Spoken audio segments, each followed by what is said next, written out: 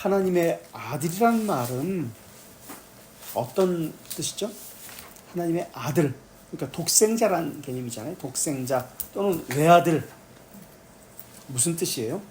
하나밖에 없다는 그런 뜻이 아니라 어휴 불쌍해라, 왜 아들이 하나밖에 없을까, 그 하나밖에 없는 아들을 왜 죽게 했을까, 이런 뜻이 아니라 관계, 아버지와 구별된 특성, 아들의 특성이 있다는 말이죠. 위격적 특성, 관계를 이야기할 때 아들이란 말을 씁니다. 그래서 돌트레이트 2장 4항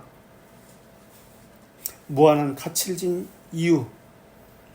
그래서 1항에서는 중보자의 죽음이 무한한 가치와 존엄성을 가진 이유를 설명합니다. 그 이유는, 무한한 가치를 지닌 이유는 그분이 어떤 분이냐를 아는 것과 관련이 있습니다. 그래서 우리가 지금까지 살핀 대로 그분의 이름, 호칭은 4가지 것이 있고요. 또 신분은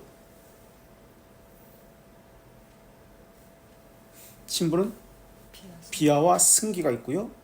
사역은 삼중직이 있고요. 지위는 인성과 신성 두 본성이 있습니다. 이것에 근거합니다. 이것이 구세주의 조건입니다. 그래서 구세주는 또는 구원자는 또 다른 이름으로 불리는데 그 이름의 다른 말이 구세주, 구원자입니다. 그것은 어떤 말일까요? 중보자라는 이름입니다. 그래서 찾아볼까요? 하이델베르크 30문 1항, 하이델베르크 30문 페이지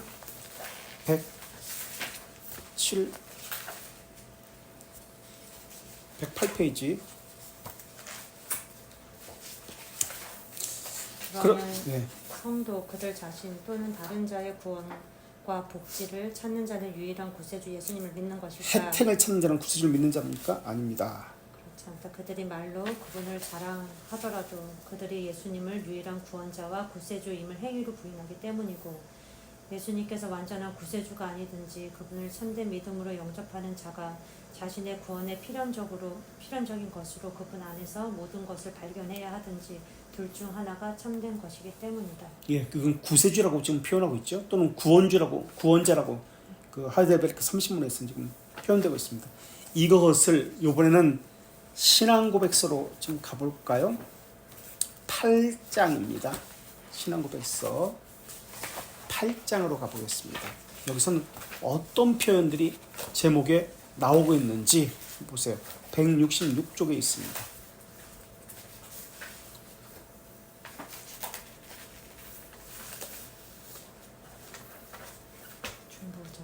중보자라고 합니다. 중보자. 2장 4절에서도 그분은 유일한 중보자이십니다. 중보자라고 계속해서 여기서는 신앙고백서 8장에서는 표현하고 있습니다. 구세주는 중보자입니다. 구속주는 중보자입니다.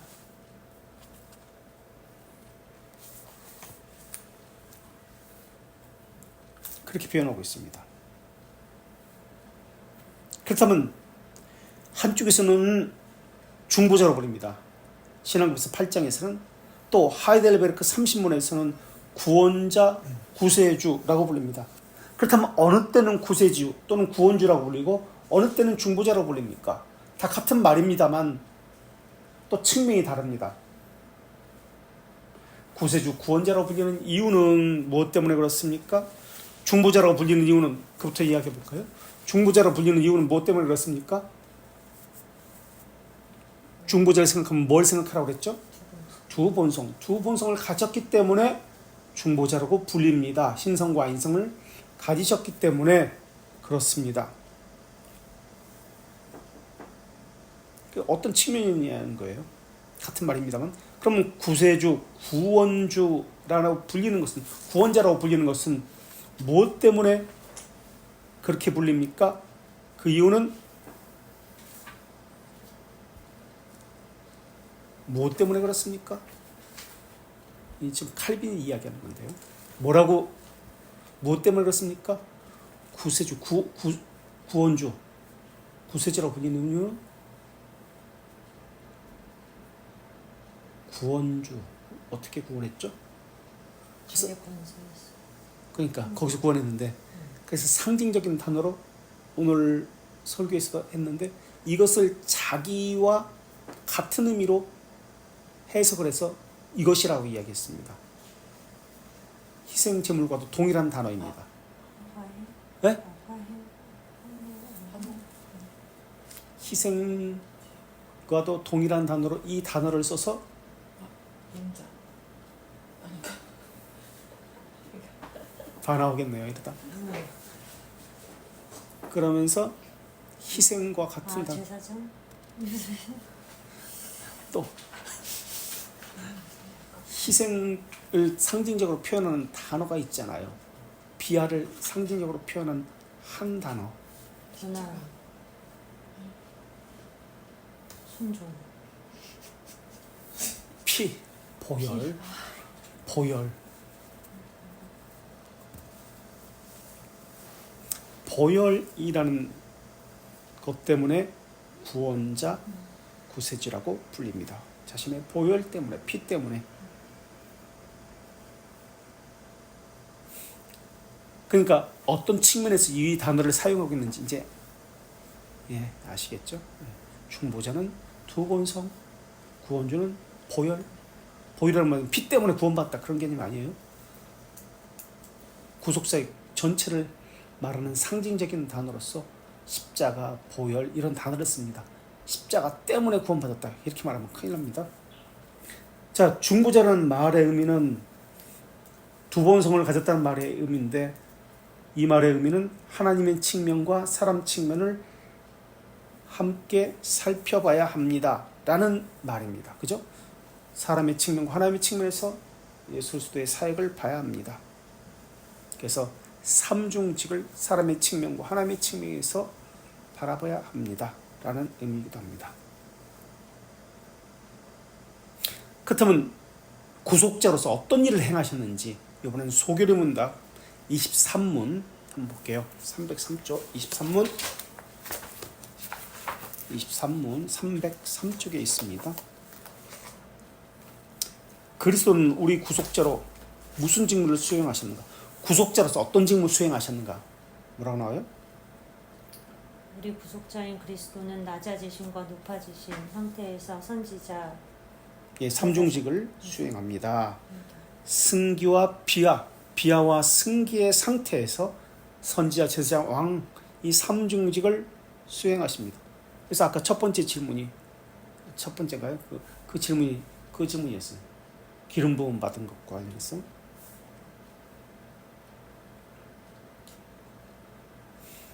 신성을 지녔기 때문에 영원하고 무한합니다. 그의 사역도 그래서 단번에입니다. 영원하다는 뜻으로. 그런데 아르미스주의자들은 그의 사역은 영원하고 무한하고 단번에가 아니라 불완전하고 불충분하다고 이야기합니다. 완전하다는 개념을 이야기하지 않습니다. 이 말의 의미는 예수 그리스도에 뭘 인정하지 않겠다는 말이에요? 신성, 하나님이심을 인정하지 않겠다는 말이에요. 불충분하다, 불완전하다, 반복적이다, 지속적이지 않다, 불충분하다. 이번에는 벨지카 22장 3항 20페이지에 있습니다. 한번 찾아보세요. 벨지카 22장 3항. 벨지카 네덜란드 신앙 고백서라고도 그렇게 불리죠. 벨지카는 22장 3항. 그러므로 어떤 이의 주장처럼 그리스도로서 불충분하기에 그분 외에 다른 어떤 것이 요구된다는 것은 엄청난 신성모독이 아닐 수 없다. 그렇게 되면 그리스도께서 불완전한 또는 반쪽짜리 구세주일 뿐이라는 결론에 이른다. 반쪽짜리 구세주, 그 보혈은 반쪽짜리다, 완전하지 않다. 그렇다면 여기서 어떤 이들이 누굴까요? 그리스도의 불완전을 이야기하는 알메니안, 네? 거기 나오죠. 소치니우스. 소치니우스주의자들, 소치니안이라고 그러죠. 근데 지금 아레미우스주의자들은 아직 안 나왔어요. 예, 여기서 그죠? 소치니우스주의자들, 소치니안파가 있죠. 또 이 벨지카가 겨냥하고 있는 사람들이 있습니다. 아레미우스주의자들은 뭐 아직 1617년 돌트레이트는 1552년 뭐 그러니까 61년이니까 참. 벨지카 완성이 1561년이에요. 1561년. 1561년. 그리고 하이델베르크는 1563년이에요. 그러니까 1617년이니까 아직 뭐 아레미스주의자들은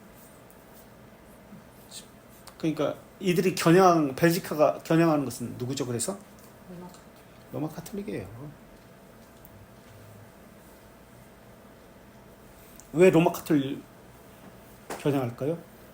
이들은 불충분하기 때문에 뭐를 덧붙이죠? 예수 그리스도 그 구원 사역이 불충분하다는 거예요. 왜? 보속. 그건 만족이란 뜻이고, 보속은 만족. 선행. 네, 선행을 붙이는 거예요. 그래서 선행.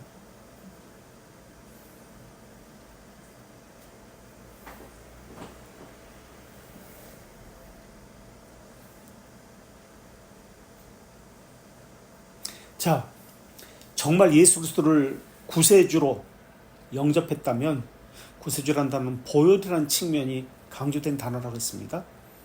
네 가지 행위가 나타납니다. 벨지카 29장 3항 1절 보시겠습니다. 29페이지. 그것을 그리스도인의 표지라고 이야기하는데 이 네 가지 행위가 나타납니다.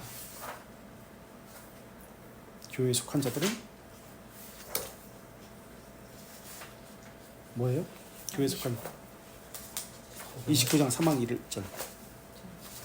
교회에 속한 자들은 그 기독교인의 표지, 즉 믿음으로 알려졌습니다. 믿음으로 알려지는데, 다시 말하면 그들이 예수 그리스도를 유일한 구세주로 영접할 때 죄를 피하고 의를 따르고 오른쪽이나 왼쪽으로 치우침 없이 참된 하나님과 하나님 사랑 이웃 사랑해야 하고 육체의 일들과 함께 육체를 십자가에 못 박아야 합니다.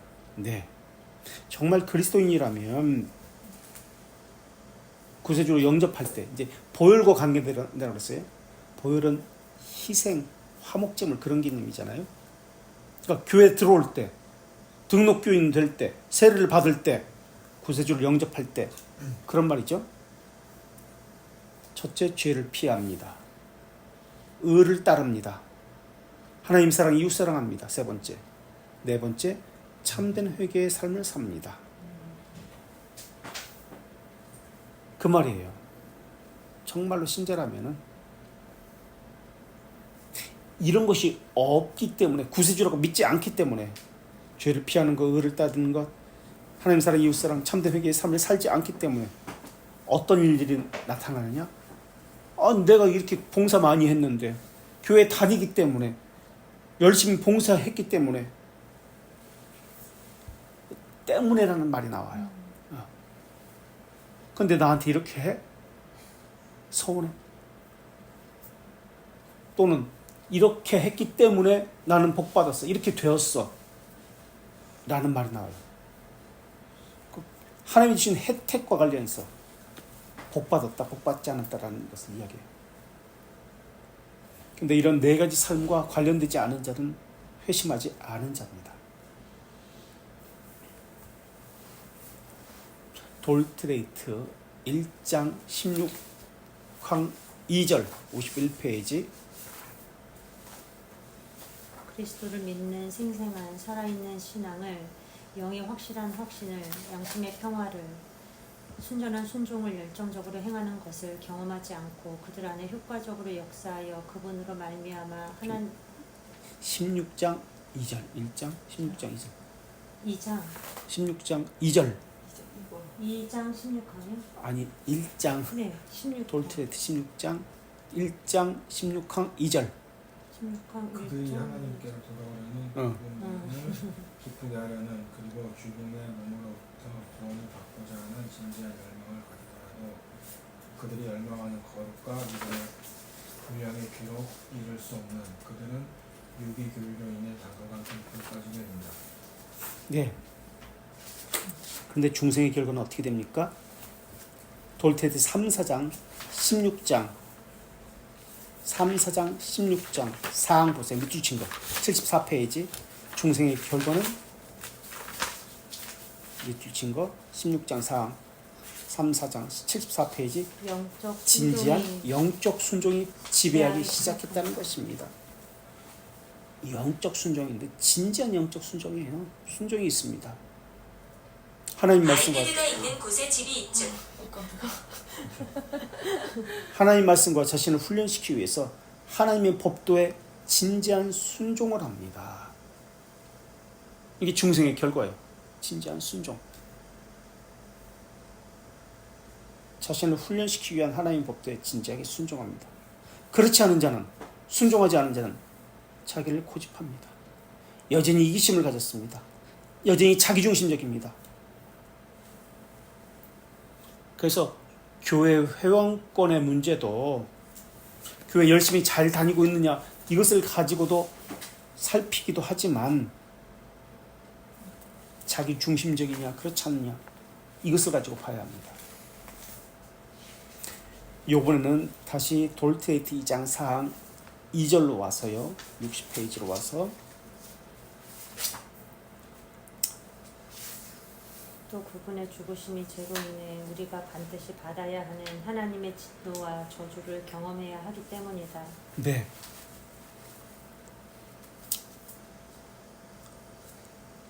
그분이 죽으심이 죄로 인해 우리가 반드시 받아야 할 것이라고 이야기합니다. 그리스도의 구속사역 중에서 절정이 그분이 죽으심에 복종하는 것입니다. 죄의 싹은 사망이거든요. 그분은 죄를 대신 짊어지고 죄의 싹신 죽음에 순종합니다. 순종하기 위해서 자기를 내어줍니다. 죽음에 순종했다는 말은 하나님의 정의를 만족시켰다는 말입니다. 그리고 하나님의 진노와 저주를 받았다는 말입니다. 죽음에 자기를 내어줬습니다. 이건 타락의 결과를 짊어졌다는 말이거든요. 개혁신앙의 핵심은 뭐였죠? 언약신학이다. 다른 말로 은혜 언약이라고 합니다. 그렇다면 이것은 어떻게 하나님의 정의를 만족시키는가? 라는 문제를 푸는 열쇠인데요. 언약신학은 시작할 때 하나님은 모든 인류를 죄와 비참한 상태에 빠져서 파멸에 이르도록 내버려 두십니까?로 시작합니다. 하나님 내버려 두십니까? 그게 대규리 문답 30문, 소규리 문답 20문입니다. 그게 언약신약의 시작입니다. 대규리 문답 30문, 소규리 문답 20문. 또 벨지카 17장 1항에서도 언약신앙의 질문이 시작됩니다. 우선 벨지카부터 우리가 찾아볼게요. 15페이지 17장 1항부터 먼저 보면 언약신학이 시작되는, 그러니까 은혜 언약이 시작되는 질문을 합니다. 우리가 믿는 것은 17장 1항 우리의 가장 은혜로우신 하나님께서 인간이 일시적이고 영원한 죽음에 스스로 빠지고 전적으로 비참하게 된 것을 보시고 자신의 놀라운 지혜와 선하심으로 그가 그분 앞에서 도망쳐 떨고 있을 때 그를 찾아 위로하기를 기뻐하셨다라는 것입니다. 영원한 죽음에 스스로 빠졌다. 일시적인 죽음이 있고 영원한 죽음에 스스로 빠졌다. 죽음에는 일시적인 죽음이 있고 영원한 죽음이 있다고 지금 벨지카 17장 1항에서 이야기합니다. 일시적 죽음과 영원한 죽음에 사람이 빠졌습니다. 죄로 인해서. 그래서 영원한 죽음은 대규령문답 28문에 일시적 죽음에 대해서 설명하고 대규령문답 29문에 영원한 죽음에 대해서 설명합니다. 그런데 일시적 죽음에는 대규령문답 28문에서 외적 죽음과 내적 죽음이 있습니다. 그리고 영원한 죽음은 29문에서 영원히 영과 육이 당하는 가장 극심한 고통이다라고 이야기합니다. 그래서 이게 대규령문답 28문, 29문에서 일시적 죽음, 영적 죽음을 이야기했습니다. 그러면서 돌트레이트 2장 1절 한번 보시겠습니다. 58페이지. 2장 2장 1항 볼트이트 2장 58페이지. 하나님은 가장 자비로울 뿐 아니라 가장 정의롭다. 그분의 말씀에서 자신을 계시하신 것처럼 그분의 정의는 그분의 무한한 위엄에 반하여 범한 우리 죄들의 처벌받아야 함을 요구한다. 정의는 처벌을 요구합니다. 이 처벌은 몸과 영으로 받는 일시적인 몸과 영으로 받는 일시적인 죽음뿐만 아니라 영원한 것이. 영원한 죽음입니다. 하나님의 정의에 만족하지 않고는 우리는 결코 이것에서 벗어날 수 없다. 하나님의 정의를 만족시켜야 됩니다. 하나님의 정의는 처벌을 요구합니다. 하나님의 진노는 일시적인 죽음, 영원한 죽음을 요구합니다. 이것을 행해야 진노가 누그러집니다. 정리가 되셨죠? 하나님의 정의는 처벌을 요구합니다. 하나님의 진노는 일시적 죽음, 영원한 죽음을 요구합니다. 그래서 벨지카 14장 사방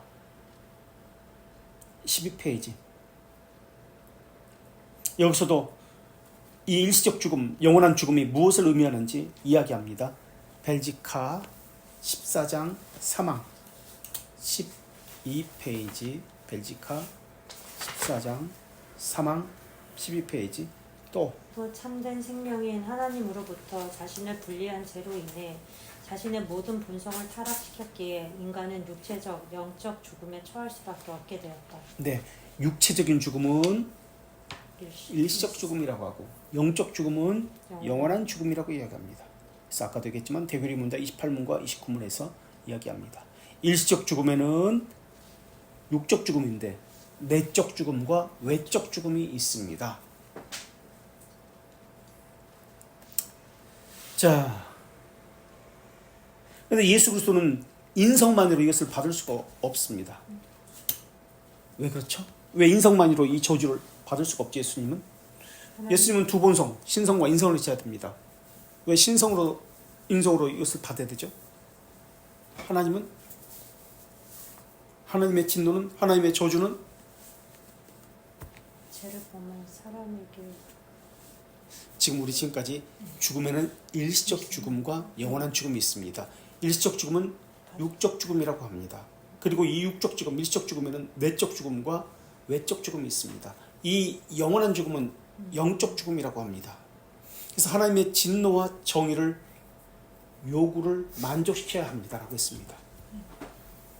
그렇다면 여기서 질문, 하나님께서는 이렇게 진노를 정의를 만족시키라고 요구하시는데 예수 그리스도의 인성만으로는 이것을 받을 수 없습니다. 하나님의 진노를, 정의를 만족시킬 수 없습니다. 왜 그렇습니까? 영원한 죽음. 바로 그거예요. 아니 자신. 영원한 죽음. 아니 영원한 죽음. 아니요. 영원한 처벌? 영원한 진노와 저주기 때문에 그래요. 하나님은 저주는, 하나님의 진노는 영원하기 때문에 그래요. 일시적인 거 아니에요. 그래서 신성, 인성과 신성으로 이것을 받아야만 합니다. 일시적이고 시간적 제한을 가진 사람은 시간이잖아요. 공간이잖아요. 그러한 인간이 영원한 저주를 감당하는 것은 불가능합니다. 영생이 필요하다면 영벌도 필요합니다.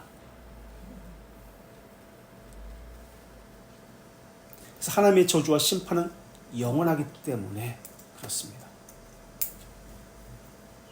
그래서 육과 영이 일시적 처벌과 영원한 처벌을 감당해야 됩니다.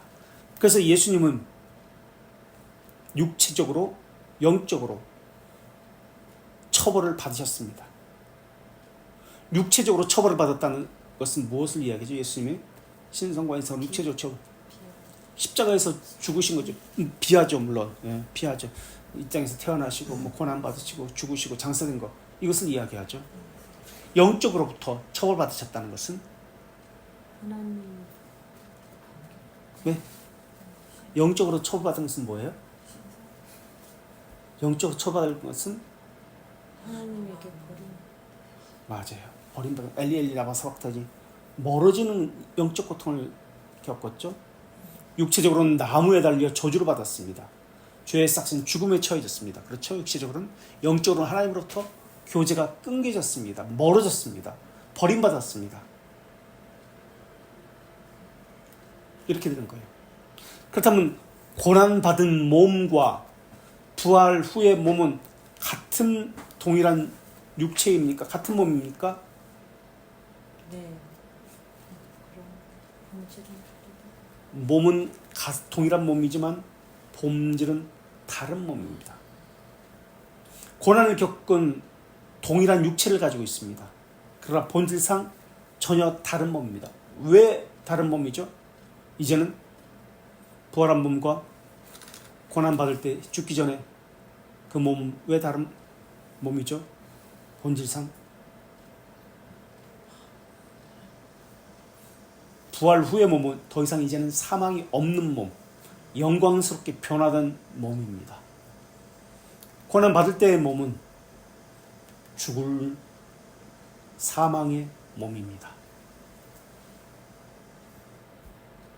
그래서 부활의 몸은 영광의 상태가 된 몸이고요. 하나님과 온전한 교제를 즐기는 몸입니다. 그렇다면 예수님의 정의를 만족시킨 것은 예수님의 정의가 아니라 하나님의 정의를 만족시킨 것은 예수님의 죽으심입니까? 부활입니까? 죽으심을 통해서 하나님의 정의를 만족시켰습니까? 부활을 통해서 만족시켰습니까? 그렇다면 부활은 성부 하나님께서 또는 성령 하나님께서 일으켜짐을 받은 것입니까? 아니면 자기 스스로의 부활입니까? 우리 어디부터 볼까? 대규를 문답 52문 233문 1항 보십시오.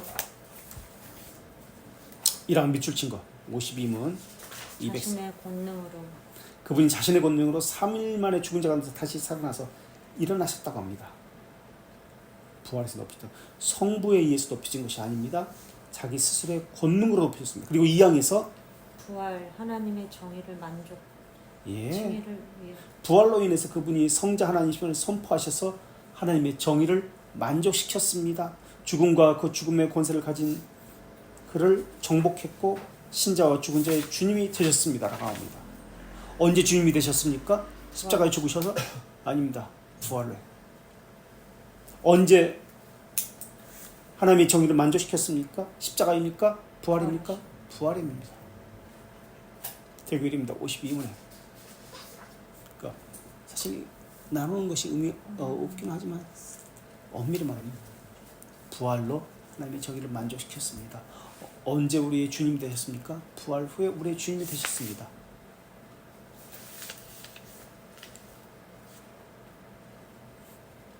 그러면 하나님과의 관계가 언제 회복됐습니까? 십자가의 죽으심으로 관계가 회복되었습니까? 부활로입니까? 나눔 자체가 사실은 이게 스콜라지기한 나눔인데 어쨌든 뭐 학습을 위해서 타락은 하나님과의 관계가 단절된 거잖아요. 영적 죽음, 육적 죽음을 가져왔습니다. 하지만 부활로 하나님과의 관계가 회복됩니다. 교제가 이루어집니다. 육적 부활, 영적 부활이 있습니다. 육적 부활을 육적 죽음에서 부활한 것이고 영적 부활은 영적 죽음에서 또는 영원한 죽음에서 부활한 것입니다. 이 두 가지 죽음, 육적 부활 죽음과 영적 죽음이 부활로 인해서 사라졌습니다. 그리고 하나님과 영원한 교제가 이루어졌습니다. 그래서 대규리문다 90문 3항 보시겠습니다. 248페이지 248페이지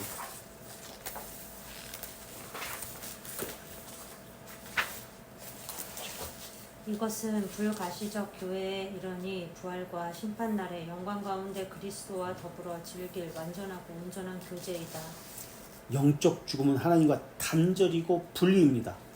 육적 죽음은 우리 몸과 영혼의 분리이고 단절입니다.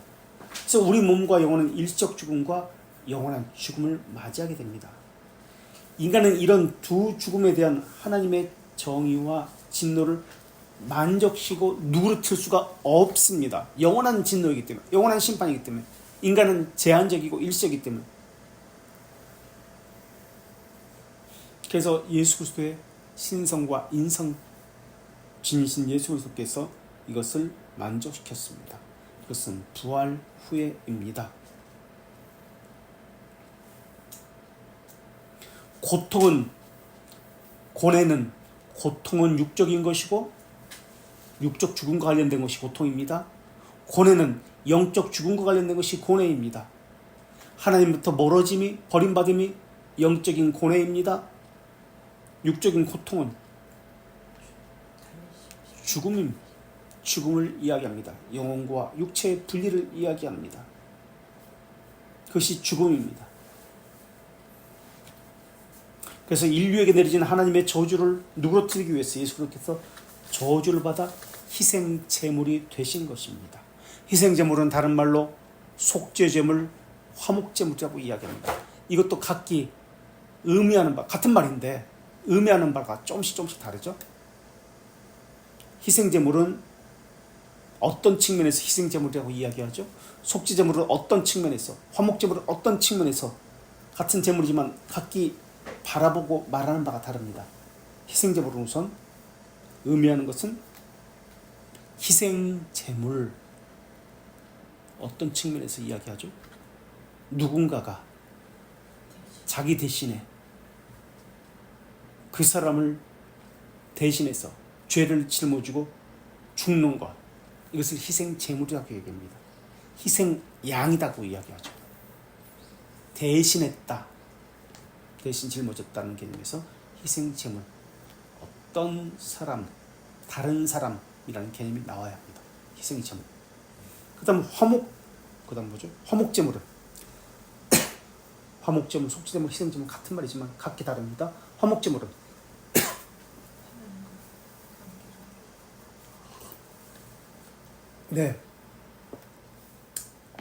화목 제물은 범죄한 것에 대해서 노염을 푼다는 개념입니다. 노염을 푼다는 개념, 진노를 푼다는 개념. 그래서 그 제물을 받아주시고 만족했다, 그 제물에 대해서 만족했다, 받아주셨다라는 개념입니다.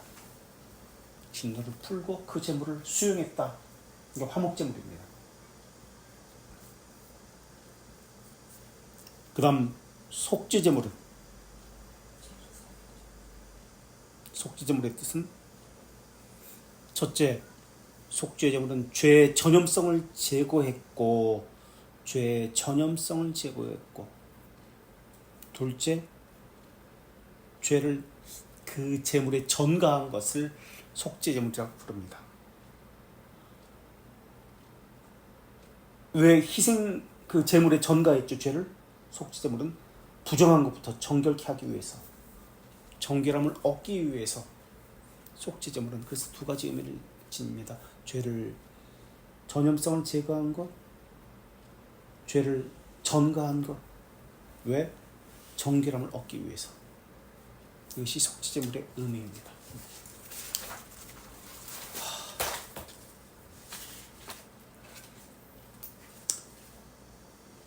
시간이 이거 다 해야 되는데 좀 다 하죠. 오늘 끝내야죠. 좀 5분 정도 더 길더라도. 구속사역은 성부 하나님이 시켜서가 아닙니다. 자발적입니다. 마찬가지로 구속함을 받은 사람은 자발적 순종이 나타납니다. 그래서 구속은 원인이고 순종은 결과로 나타납니다. 거꾸로가 안 됩니다. 순종하기 때문에 구속이 아닙니다. 했더니 복받더라, 이렇게 했더니 구원받더라, 이렇게 되면 행위구원이 되고 아르미스 주장입니다. 순종이 조건이 되어서 구원을 결과로 얻었다, 그들이 말하는 겁니다. 그것은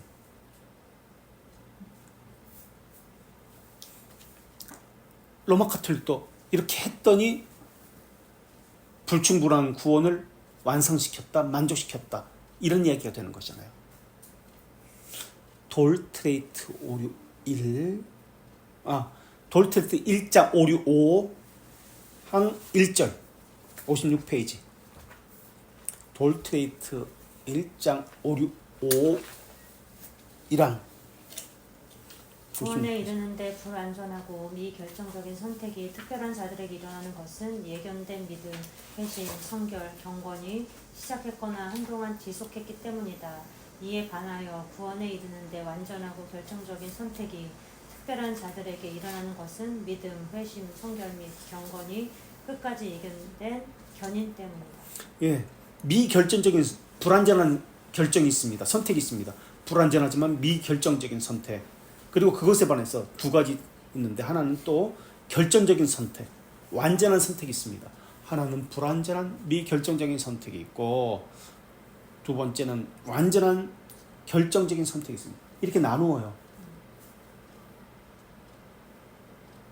그래서 아르미우스파 선택론의 핵심은 1장 5, 6, 1항, 2항, 5항에 나타납니다. 5, 6, 1, 5, 6, 2, 5, 6, 5에 나타납니다. 1장 5, 6, 1 우린 지금 5, 6, 5를 읽었습니다. 선택론의 5, 6 핵심은 1장 5, 6, 1, 1장 5, 6, 2, 5, 6, 5에 나타납니다. 그래서 5, 6, 1은 지금 선택이 두 가지 것 다양하다고 지금 설명하고 있습니다. 미결정적인 선택, 완전한 선택 있다고 다양하다고 이야기하고 있고 5, 6, 1에서는 5, 6, 2에서는 다양한 선택의 종류에 대해서 이야기하고 5, 6, 5는 그것에 대한 부연 설명을 합니다. 그래서 이들의 주장은 미결정적 선택이 있다, 결정적 선택이 있다. 그래서 이 생에서 자유의지를 올바로 수행해서 선택의 조건에 합당한 조건에 맞아야 한다. 그래야 구원받는다. 선택의 조건에 합당한 조건에 맞아야 된다. 그렇지 않으면 구원 못 받는다. 그러니까 하나님이 누구를 구원했다, 영원전에 누구를 선택했다 이런 개념은 없어요. 인간의 행위에 달려 있어요. 하나님이 원하시는 그 조건에 맞으면 구원받습니다. 그러니까 선택은 영혼과는 상관이 없는 거예요. 그래서 선택은 믿음에 이르는 선택이 있고요. 5, 6, 4에서 그리고 구원에 이르는 선택 5, 6, 2와 3에 있습니다. 자, 우선 5, 6, 4를 볼래요? 55페이지 밑줄 친 거. 믿음에 이르게 하는 선택. 믿음에 이르는 선택이 나오죠. 이 선택은 조건이 있습니다. 어떤 조건이냐? 본성의 빛을 올바로 사용하는 것입니다. 본성의 빛을 올바로 사용합니다. 그래서 경건하고 겸손하고 온유해야 합니다. 이들은 본성의 빛을 올바로 사용해야 한다고 그러는데 그럼 구원받는다고 그러는데 본성의 빛이 부패했다, 타락했다는 말은 할 수가 없습니다. 왜냐하면 올바로 사용할 수 있기 때문에 이 본성의 빛은. 근데 우리는 그렇게 얘기하지 않죠. 올바로 사용할 수 자체가 없다고 이야기합니다. 이번에는 5, 6, 2, 3항 보시겠습니다. 54페이지 밑줄 친 거. 구원에 이르게 하는 것. 믿음에 이르는 선택이 있습니다. 그러면서 1항 앞에 밑줄 친 거. 영생에 이르는 하나님의 선택은 다양한 종류가 있다고 나옵니다. 그래서 믿음에 이르는 선택은 미결정적 선택이라고 하고 믿음에 이르는 선택, 구원에 이르는 선택은 결정적 선택이라고 합니다. 믿음에 이르는 선택은 불충분합니다. 그러나 구원에 이르는 선택은 충분하고 결정적 선택입니다. 미결정적인 선택은 일시적으로 한동안만 순종하는 것입니다. 그러나 구원에 이르는 결정적 선택은 지속적으로 순종하는 것입니다. 지속적으로 순종하기 때문에 구원받습니다. 그래서 끝까지 지속적으로 경건하고 믿음을 지키는 것을 예견된 견인이라고 부릅니다. 그래서 이들은 그리스도의 구원이 죽으심이 불완전하다, 불충분한 죽으심이 되는 거예요.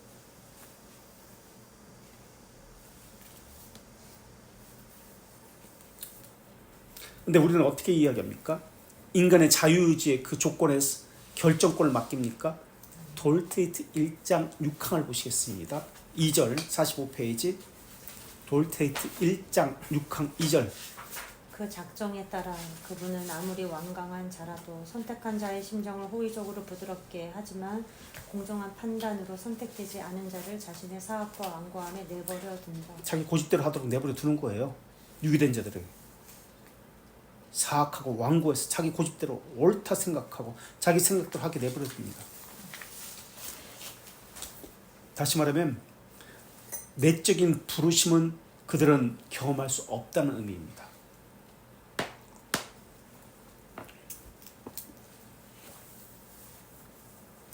다시 우리 2장 4항 60페이지 2항으로 돌아와서요. 그분의 죽으심에 대해서, 충분성에 대해서 지금 설명했습니다. 아르미 이수자들은 그분의 죽으심이 불충분하다, 불완전하다라고 이야기했는데 그렇지 않다. 그분의 죽으심은 인성과 신성의 중보자로서 죽으셨기 때문에 완전하다, 영원하다 라는 것을 설명했고, 그분의 죽으심으로 인해서 우리가 반드시 받아야 하는 하나님의 진노와 저주를 그분이 받으셨습니다 라고 나옵니다. 중보자가 받았다고 나옵니다. 그래서 하나님의 정의는 만족되고 하나님의 진노는 달래졌습니다. 그래서 벨지카 21장 1항 2절, 벨지카 21장 페이지 18페이지 2절 보겠습니다. 벨지카 21장 1항 2절 18페이지. 그래서 그분의 완전한 만족으로 하나님의 진노를 달램으로 라고 나옵니다. 그분의 완전한 만족으로 하나님의 진노를 달랬다고 나옵니다. 예수 그리스도의 충분성, 죽으심의 충분성, 완전성을 이야기합니다. 이번에는 하이델베르 12문 밑줄 친 거 100페이지. 여기도 하나님의 정의를 만족시켜야 합니다 라고 나오고요. 밑줄 친 거. 그 다음에 11문 1항 하나님은 정말 자비로운 분이고 정의롭다고 나옵니다. 그리고 2항에서 그래서 그분의 정의로 몸과 영이 영원한 처벌을 요구합니다. 예, 영원한 처벌을, 일시적 처벌 아닙니다. 영원한 처벌을 요구합니다 나옵니다. 사람은 이것을 감당할 수가 없어요. 영원한 처벌이기 때문에. 그리고 37문 하이델베르크 110페이지 당신은 고난 받으시고라는 말씀을 무슨 뜻으로 해석합니까?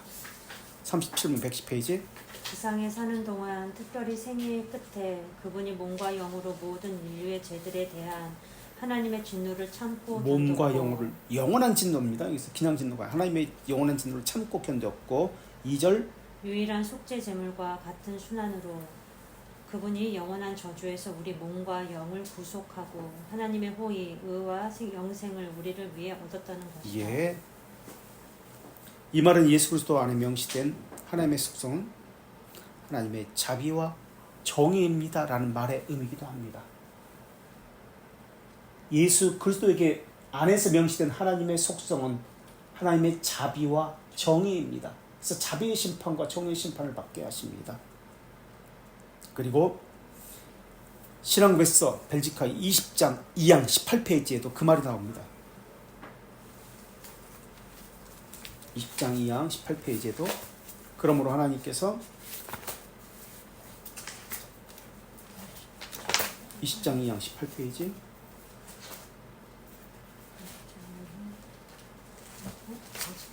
벨지카 20장 2항 그러므로 하나님께서 자기 아들에게 우리의 사악함을 주셨을 때 그분에게 자신의 정의를 명시하셨고 범죄하여 저주를 받을 수밖에 없는 우리에게 참되고 완전한 사랑에서 나온 자신의 자비함과 선하심을 부었고 우리를 위해 그분을 죽음에 두시고 우리의 칭의를 위해 그를 일으키심으로 그분으로 말미암아 우리가 불멸함과 영생을 얻게 하셨다. 정의를 명시하셨고 자비하심과 선하심을 두었고 라고 나옵니다. 하나님께서 정의로우신 분이고 그것을 명시하셨다면 정의는 처벌을 요구한다는 말입니다. 그리고 자비는 은혜 언약을 말합니다. 정의는 유기된 자에게 내려지는 것이고 하나님의 자비는 택자에게 내려진 겁니다. 그래서 유기된 자에는 진노와 저주를 쏟아내시는 것이고 택자에게는 하나님의 정의가 만족되고 하나님의 진노가 누그러뜨려진 것입니다. 그래서 칭의는 문자적인 뜻이 정의롭다라는 뜻입니다. 왜냐하면 하나님의 정의를 만족시켰기 때문에. 그 하나님의 정의가 만족되어서 선택된 자에게 전가된 것이 칭의입니다. 하나님의 정의가 만족되어서 택자에게 전가된 것이 칭의입니다. 그런데 하나님의 정의를 만족시켜서 전가된 것을 정의라고 하지 않고 공의라고 이야기합니다. 라이처스니스라고 합니다. 저스티스가 아니라 하나님의 정의가 만족되어서 전가된 것은 정의가 아니라 공의라고 합니다. 그래서 전가된 의는 다른 말로 전가된 정의가 아니라 전가된 공의 라이처스니스입니다. 그래서 전가된 이라고 할 때 정의가 아닙니다. 공의가 전가됩니다. 그럼 만족시킨 것은 하나님의 정의를 만족시킨 겁니다. 그래서 라이처스니스 칭의를 그렇게 설명합니다. 저스티스가 아니에요. 그래서 전가된 공이라는 말은 그리스도의 순종이 전가됐다는 뜻입니다. 그래서 다른 말로 전가된 공의를 전가된 순종이다라고도 합니다. 예수님은 의 자체이기 때문에 의를 획득할 이유가 없습니다. 그런데 선택된 자에게 자비를 베풀기 위해서 하나님의 진노를 누그러뜨리시고 정의를 만족시킨 겁니다. 그래서 예수님이 정의의 심판을 받았기 때문에 정의의 진노, 저주를 대신 받았기 때문에 선택된 자는 그 심판을 면하게 되는 것입니다. 그래서 영원에서 작전된 자비함을 공의롭게 선택된 자에게 베푼 것입니다. 그래서 유기된 자에게는 정의의 심판을 내립니다. 택자에게는 공의의 심판을 내리십니다. 이게 그분의 죽으심과 하나님의 진노와 정의를 그분이 담당하셨습니다 라는 뜻입니다. 그래서 무한한 가치를 지닌 이유는 한 단어로 무엇 때문에? 그리스도의 인성과 신성 중에서 물론 둘 다 있지만은 무한한 가치를 지닌 이유는 그분의 죽으심이 신성 때문에.